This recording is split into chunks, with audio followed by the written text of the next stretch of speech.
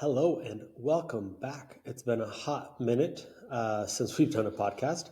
Wait for it, wait for it. I found these new media clips. I'm excited. It's been a hot minute. We've had two Movement Ayahuascas, I think, since the last podcast. Some new progressions and evolutions on Swami. And we have a Movement Ayahuasca coming up in Bali with 3 rooms remaining. So that one sold fast. Yeah. How are you doing, Dr. Ed?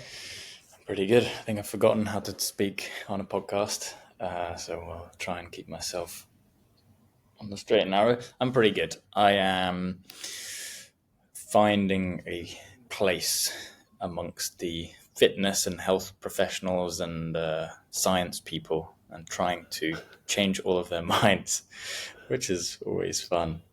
That makes it difficult, doesn't it? It's a fun challenge, I guess. Not difficult. It's a fun challenge. It's a challenge. Being amongst all of these different groups who have different ideas about what health and fitness mean or should mean, which we've been talking a bit about recently. Yeah, it was. I actually really enjoyed that call with the Moved Mentoring Program where we were talking about. I keep trying to figure out how to best explain this con of the fitness and health industry. And again, we kind of have these spectrums and these extremes in these spectrums.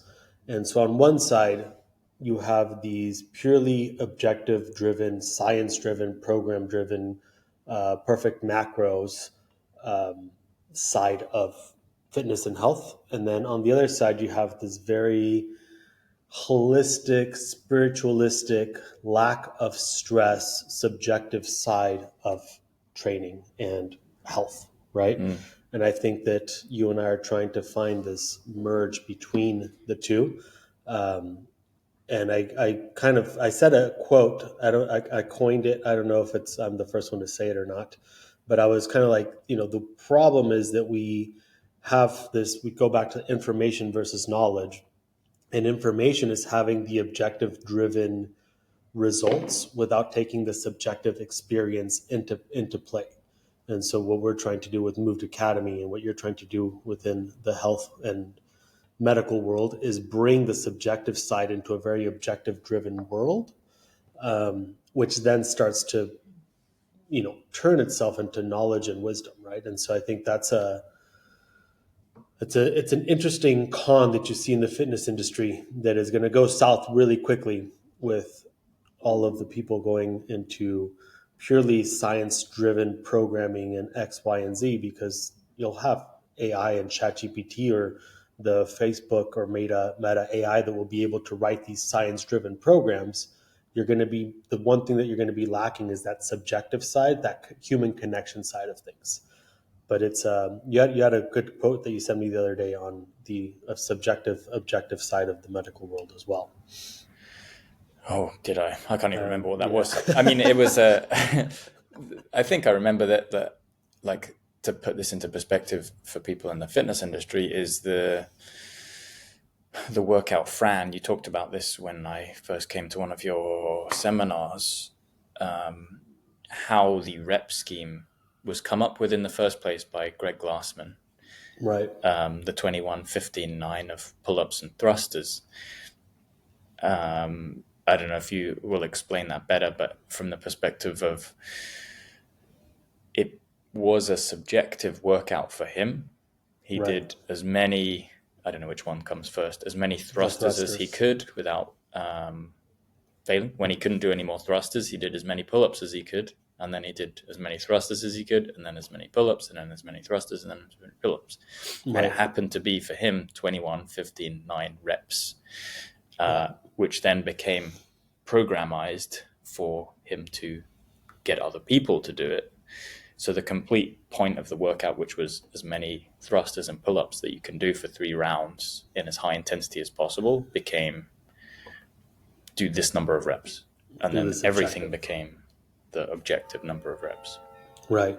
Yeah, I was having a conversation with a couple clients the other day, and it was interesting because we were talking about this, right? Like, people want to trash CrossFit, but they're technically trashing an objective and information based CrossFit. They're not like, if you actually take the constraints, the guidelines that CrossFit gave you, and you apply them correctly, they will make extremely resilient humans. But we stopped chasing intensity, we started to chase skill, and we started to chase objective time domains. And so I think that's where we really started to lose it in CrossFit. We lost that. It used to be randomized. Now it's constantly varied, but it was randomized things that you would do to prove how fit you were. And I think that what really started to bring in these sort of recurring injuries or discomfort in people, or burnouts or anxiety, was the addition of constantly adding more skills that were more objective driven than subjectively driven. Just like Fran, like if you're out there listening, you've never done Fran, it's a great workout to teach you about intensity. But if you're a CrossFitter and you're a few years in, you know exactly how to pace the workout to get the results that you want. You're gamifying what's supposed to be pure intensity. And then, I got to the point when I was heavy into CrossFit where I could do a Fran every 5 minutes for three times, 4 times before I'd actually completely die. And so there's also a point where, as the skill level goes up, the intensity level comes down as much as how far you can truly push your body, because the skill set is going to slow down the true intensity that you have. So I could finish Fran in sub 3 minutes and still be able to walk around and not be completely gassed. Now, that's not everybody, I get that, but it goes to show that at some point, the amount of skill work that you're involving in the intensity is going to start to not gear the results of high intensity movements. And you see that happening, even with like high rocks, and, even when you go into like HIIT workouts and these sort of high intensity interval training sessions, these people are adding more and more skill because they're afraid of what the true results are. And more importantly, they're afraid of losing the customers that have acquired, that can get bored and zone out, right? And so this is where, I think the Moved Academy coaches are doing a great job. Is we're teaching them how the human is so great at displacing the tension and being able to zone out and do these exercises, and we're not allowing that to happen. And that allows us to, again, raise the sympathetic nervous system enough to create an actual change, to burn body fat, to change body aesthetics, to change mental compositions and how you perceive the world, X, Y, and Z. So physically, mentally, and emotionally, you're creating these changes because we're raising the blood pressure, right? Raising the heart rate, we're raising body temperature, and we're putting intensity or pain into the body. That's what forces the change, because that brings you back into a present moment.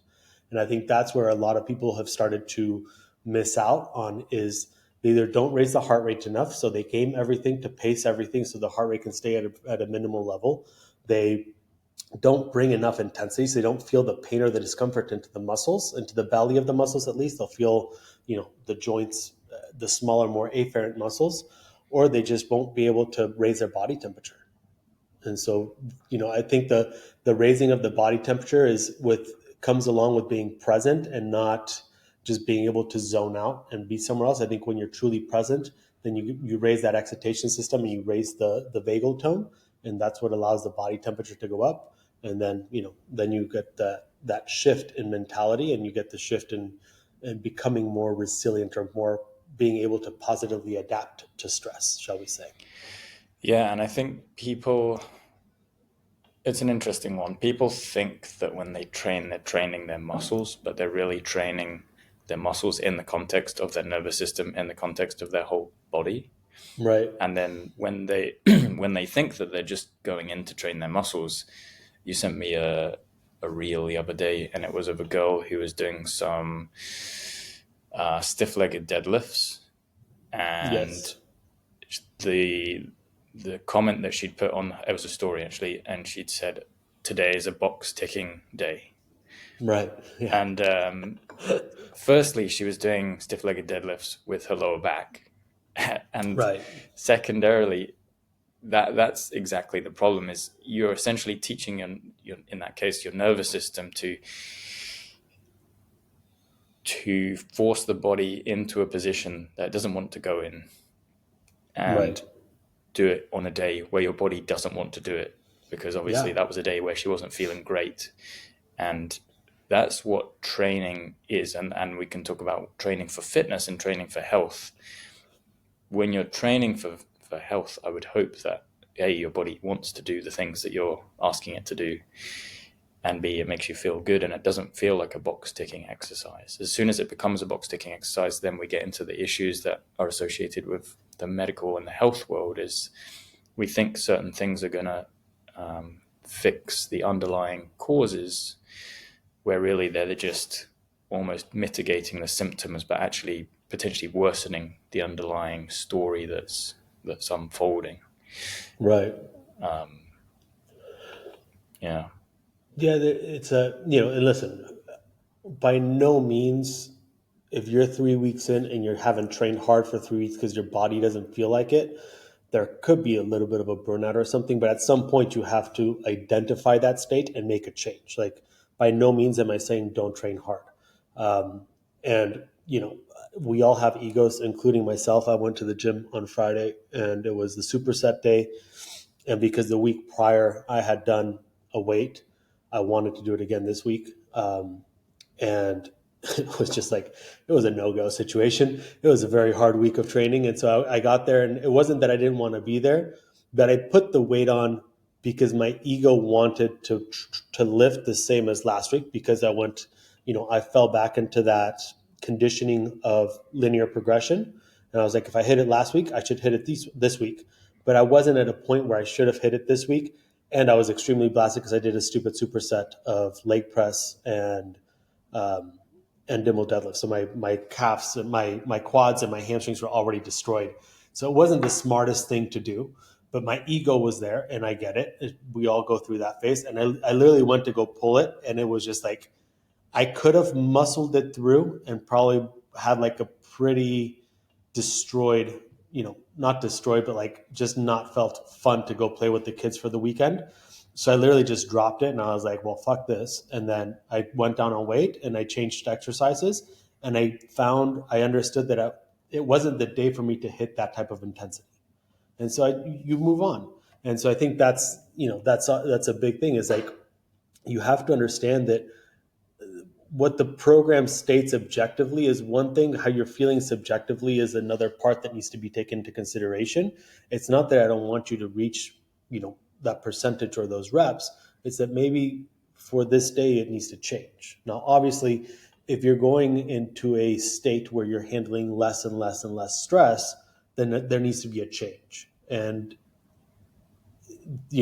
whether that's a quick down cycle or, whatever it may be, there needs to be something that comes from you that goes, hey, there needs to be a change here, and I need to accept where I am, and I need to start to build. And that's, I think, one of the hardest things for you to do as a human, is being able to understand where you are today and challenge your body a little bit more than where it is. A little bit of an overload every single time. Yeah. It reminds me of a quote from health optimization medicine, is that disease is managed and health is optimized, meaning that disease, you'll manage based on the guidelines that are written. You basically follow the rules and do this regardless, because maybe you're sick enough that you need to do that. Whereas the health being optimized means every morning you make the choice, you wake up, maybe you go in the sun, you do your calf raises, you take your vitamins, you eat well. It's being aware in every moment that you can't bank health. You have to keep making the right choice over time. And that's essentially what you're talking about, is in those moments, do I go back to an old pattern where I just try and pull the heavy weight, knowing that last week or 2 weeks ago I managed to do it, so I should be able to do it this week. It's the same with people trying to follow a gym's programming and being sick on the week that they're supposed to do the 1RM, and turning up and thinking, oh, the massive anxiety that comes of last time I did my 1RM and I hit 100, and I'm sick today and I want to hit 105, but I know that that's not likely. it makes me think like something that people can do practically. It was a good idea that my friend who kind of got into more of a hybrid form of training, in that he wrote down at the start of the week everything that he wanted to do in terms of workouts. So you'd have a running day, a longer running day, a walk, maybe a bike ride, and then an upper body session and a lower body session. And then it can help somebody learn to base their days on how they feel. Is, say, on a Monday, he would decide what does he feel like doing after a bit of a warm up, and then he would do the workout. He'd either go for the long run or he'd do the walk if he was tired, or that kind of idea. And then over a 10-day period, he'd make sure that he'd hit all of those workouts, but the day that he did them on was based on whether he felt like doing them on that day. Right. And then it allowed him to kind of start to regulate how he felt and what he did. Right. Obviously, if people are in the Moved Academy or want to look into other options, we have the My system, which is essentially a similar auto-regulation program that you can plug into any objective goal, but allows you to stay more consistent with pushing the intensity for the day. Yeah, and that's so through My system, I'm doing that right now. I call it Papi Fuerte template, and that's essentially what I'm doing. Like I want to first and foremost be able to have energy for my kids, because now they're at 3 and 2 and they think that they're wrestlers and they're jumping and throwing and punching and kicking and all the craziness. So I want to make sure that I have energy to be with them. I want to make sure that I have the capacity to lift them up and play with them and not have to be like, I'm too sore, or I'm too tired. So that's like the first thing. And then secondly, I want to, bring up my numbers. I went with the mentoring program and asked them, what should I focus on? Because I've been exploring for quite some time. And the winners were sprinting and powerlifting. So I'm focusing on powerlifting and sprinting.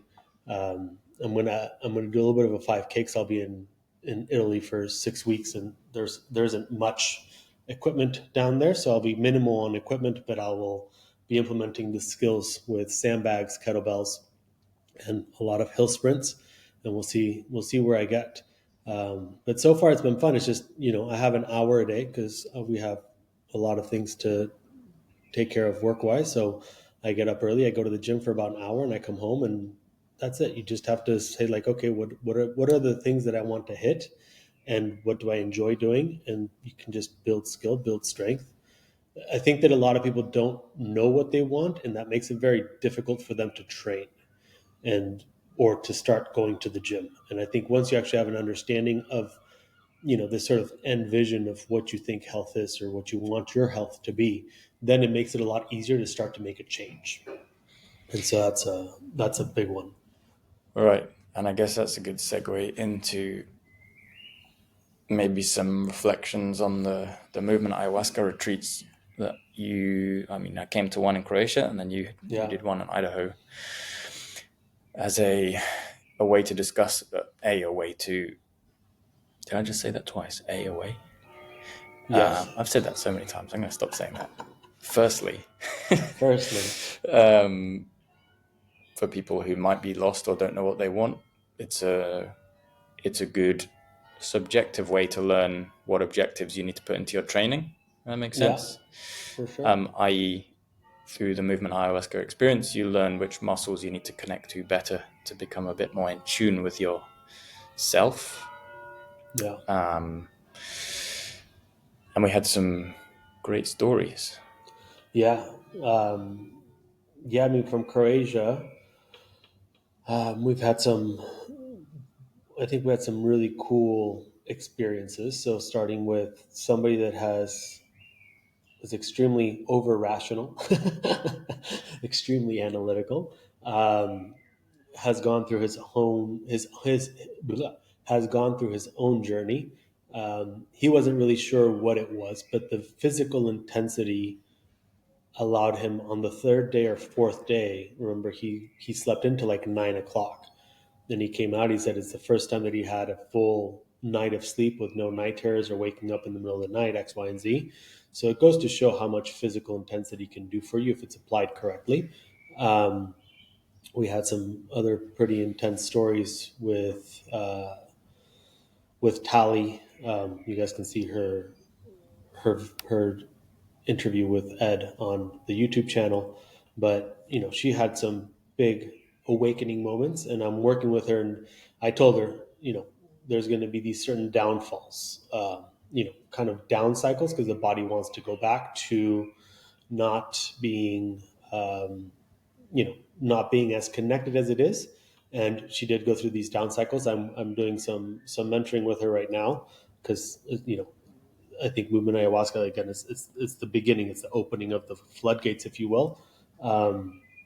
But we just gone through another up. We're starting the up cycle again. She just repeated a gauntlet, and she needed that, and now she feels at peace again. There's been a lot of aha moments. I'll see if we can get her on a podcast so she could explain it herself, because I don't know how much of it she wants me to share or not share. But it's the fascinating thing is she sees, she has a certain perception of everything that's going on, but then the way that her kids came and noticed the difference was the cool part, because again, it's a feedback loop of sorts, right? And so it's one thing for you to feel changed and everything, but it's another one to have people around you really understand and see the changes. Mm-hmm. And so that was really the cool part with her, is being able to watch how her family now sees how she behaves differently in the world. But yeah, that was, she's gone. She has a pretty intense story. I remember we finished up and she was like, "Well, Ed was crying," and I heard it in the car with my parents, and I think we were all four of us, and we were all four crying. We're like, "Oh my gosh!" I mean, that's a intense story. It was very well. She was very well spoken. Mm-hmm. But yeah, it's been really cool to see this transformation when people have this sort of subjective experience, but you're able to truly push the intensity. This last one that I did in the U.S. was interesting, because it was America, and the guys all had these sort of egos where they wanted to do the gauntlet with a 120-pound sandbag. And you're like, bro, what are you guys doing? And so it was like worse than Mateo's, where he was going with like the strict curls. Like this was strict curls with the sandbag. And you're like, what are you doing? So I let them just completely burn and die. And then afterwards I went to go talk to them. But it was interesting because all of them were so objectively driven. So it's funny to see the difference in cultures, right? And the Americans were just, if I follow the objective, the changes are going to happen. So it took us, I would say, like 2 or 3 days to, almost to the acceptance date, to really kind of hone in on, how is the body feeling? What is it that you want to express? And then it really kind of made sense to them. Um, but yeah, it's interesting how the the difference in your upbringing changes how you approach the workouts and the guidelines that I give each person. Um, I don't know. The U.S. was interesting. It was the least intense group I've had, which I thought was going to be the complete opposite. I thought it was going to be a lot more intense, um, but it was very,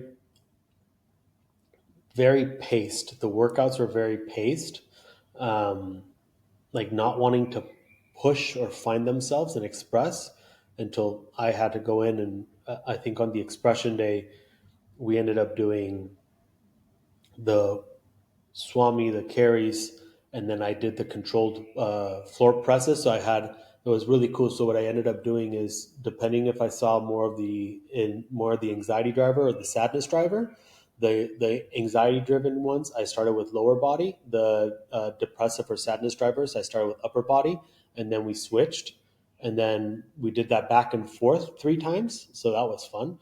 And then after that, we went outside and we did the expression session with the slams, and it was really cool to see uh, people that were not used to expressing for a very long time, like actually get some grunts out and feel a lot lighter. So that was a nice one to kind of teach them the lesson of kind of letting go is more of a subjective thing than an objective reps and sets.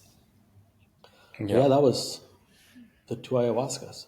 I guess that's something that we can give to people to try. I suppose it takes working out whether they're on the anxiety or the internal driven type state. Is Yeah. programming your workouts or your week based on the amount of volume you will start with the lower body if you're more on the anxious side, and the upper body if you're more on the internal or low or depressive side, and then going Yeah. to the opposite. And I think I've been kind of playing with it. I mean, it's interesting because I go through spurts of like I just want to bench press all the time, or just do upper body. And right now I want to like deadlift or do squats or like the belt marches, or like I want to do more lower body. So it's interesting if you actually just go intuitively into your training, and yeah, you have these sort of objectives of whatever you're training for, but you listen to, if you just have the guidelines of like, okay, I'm going to do a pull and push day. um, you can pull and push, you could hinge and squat, right? So it's, you can still go more towards lower body or upper body if you start to listen to what you feel like doing. um, you'll start to see this sort of black swan, or like these epiphany moments pop up where you learn something about yourself. And that's the cool part, is if you can just start to train intuitively, you'll be able to, I think, make a lot more progress than just ticking a box anywhere. So if you're feeling more on the depressive side or on the sad side, more interoceptive internally, I would say do 70% upper body, 30% lower body. And on the other side, if you're more on the anxious side, start to do 70% lower body and then go into upper body. I have a few clients they can't do Swami because their headspace, they're still way too analytical to try and lay down for 10 to 20 to 30 minutes, or an hour is probably impossible for them. So we'll do movement first and go in through a full lower body session, and then we'll go into Swami, and the Swami will be connecting the psoas major and then going up to the pecs, and they feel so much more calm. So again, if you're out there and you're having some high anxiety, if you don't go to the gym, it's all right. Just at home, put on a song like Lovely Day or Daft Punk Around the World, and hold the top of the glute bridge. Every time you hear the phrase Lovely Day by Bill Withers, or you hear Around the World by Daft Punk, you do a glute bridge. And then when you don't hear anything, you're holding the top position. It's going to get the glutes and the hamstrings to fire up quite heavily. And then from there, just go into a Swami session, put on brain food, and just try and connect to the upper body and the psoas major, and then just see what happens. Simplicity. Sounds like a plan. Yeah, I've been intuitively doing that with my Swami groups that I'm running semi-regularly, is adding connection to muscles prior and then allowing them to go into the Swami, and sometimes going back and forwards between the movement and the Swami. It's a nice dynamic way to play with the connection to muscles. Yeah, Diddy. You gotta love some good old Swami. Speaking of Swami, can we agree that there is? Can you ask? I forgot the doctor's name that you're working with, the breath guy. Is his name Guy? No, Guy? Yeah. it is Guy. Yeah. I was gonna say Guy, but I was like, that's gonna sound horrible. My guy. I was like, it's a guy, it's a guy, it's a guy. Ask Guy, but could we agree that this is the first breathing methodology that forces you to essentially lay still and activate specific muscles as you're breathing? Or am I incorrect in this? No, I mean, in terms of the term specific, I think that is right, in that it's guided. Because there was I sent you the name of one. There's like Kundalini breath, but that's just hyper. It just essentially creates massive amount of excitation and stress, right? It's like the super fast breaths. Yeah, isn't it like progressive muscle relaxation or something? Again, it's not designed to bring intensity. It's designed to kind of go away from relax the stress. body. Right. Yeah. I think it's the progressive muscle relaxation. Okay. But it's not specific muscles, I don't think. Yeah. We're going to make all of this official, guys. I'm working on it. I'm also planning a study. Yes. So there is stuff in the works. I'm excited. Beautiful, my man. Well, I think we'll cut it there. I have to jump on another meeting, but guys, peace out. We're going to be much more consistent. Once a week, Monday mornings, 9:30. We do podcast. If you guys have any comments, if you guys want to cover any topics, I'm going to see if I can make these go live, and that way we can have like a live audience that you guys we can have some conversations. Or if you want to be part of it and join us on this podcast, send us a message. Write us a comment. You can follow us on Instagram, Facebook, LinkedIn, Twitter, all of them, or X at Dr. Ed Caddy and at Rare Barracuda at richardacevas.com. If you make trolling comments, you can still come on the podcast. It would be great to have a conversation. Phenomenal. All these comments are getting so good. And yes, we have Emotions in Our Muscles coming to the UK September 15th. We're going to be in Amsterdam September 29th and in Germany, Bavaria, Regensburg, October 6th. We have Bali, Movement Ayahuasca with 3 rooms left on November 3rd to the 8th. So if you guys are wanting to join any of those, please reach out or head over to movedacademy.com, richardacevas.com. I don't know why I said Moved Academy. Oh, no, because of course it's our Moved Academy.